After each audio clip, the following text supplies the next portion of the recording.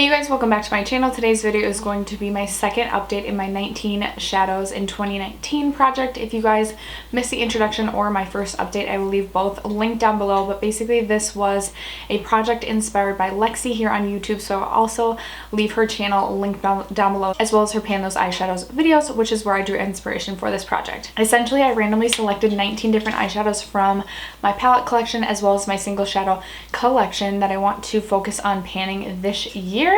And it's proven to be a bit of a task, a bit of a challenge. I also don't know if I got hit on the head or something, but in February I tried to use a different palette every single day for the 28 days of February, and I didn't include any of the palettes that were going in this project. So progress is minimal this month. However, I am still very confident in the months to come. So if you guys are interested in seeing my progress, then stay tuned. But before we jump into the video, if you haven't already subscribed to my channel, don't be shy and don't forget to hit that red subscribe button before you go. I post videos every single Monday, Tuesday, Thursday, and Friday, so I hope you consider subscribing before you go. But other than that, let's just jump into the video. Okay guys, so I actually want to start with the 4 single shadows that I pulled in to this project. The first and the only one that I have potential progress on, I don't know if you'll even be able to see, but this is the shade Creme Brulee by Makeup Geek. I will include photos for you guys.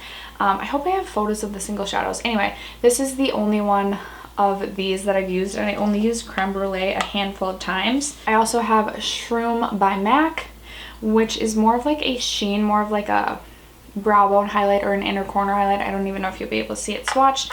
Haven't used that one at all. I also have the shade Corrupt by Makeup Geek, this black shade. That's going to be a bit of a challenge. And then finally I have Burlesque, also by Makeup Geek, which I haven't used yet, but it is a beautiful sort of purpley red shade. One that I will probably focus on more towards the end of this project.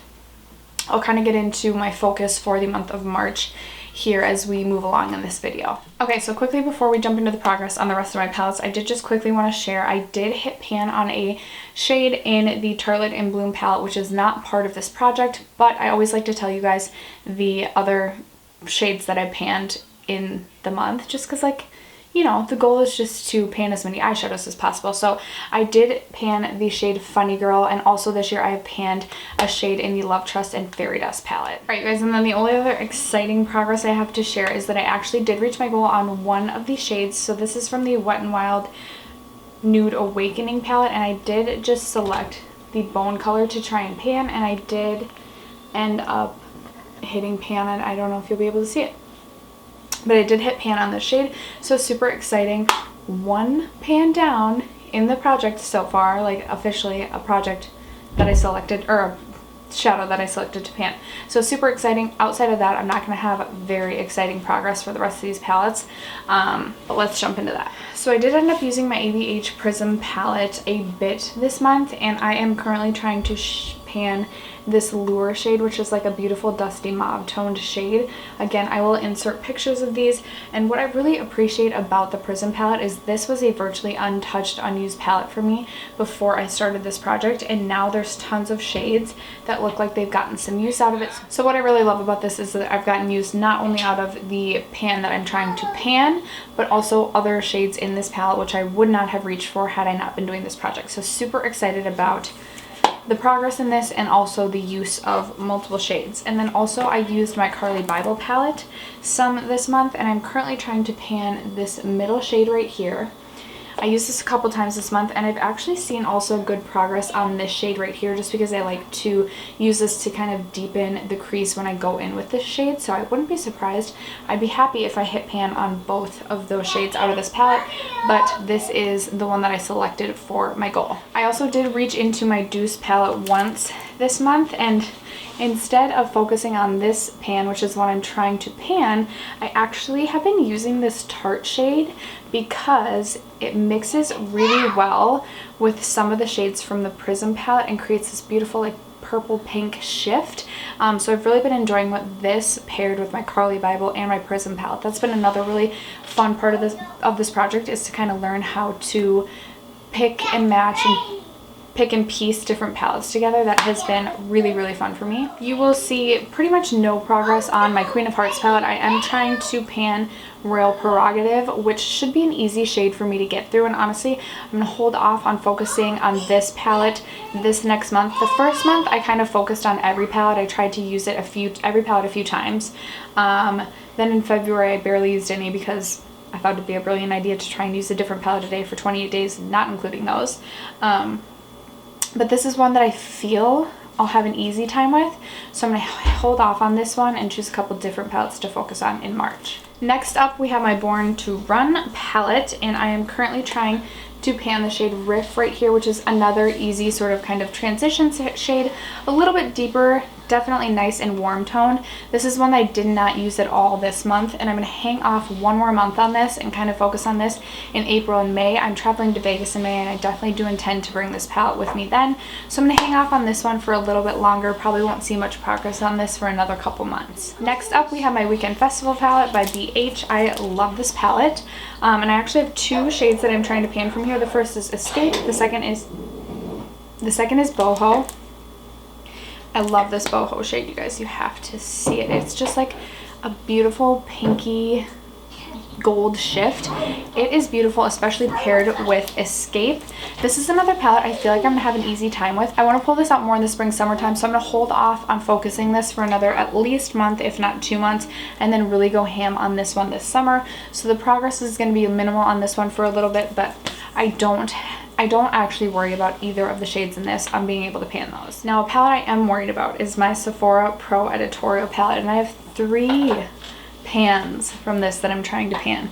The first is this white shade, which I think I'll be able to do because I can use this as a setting shade.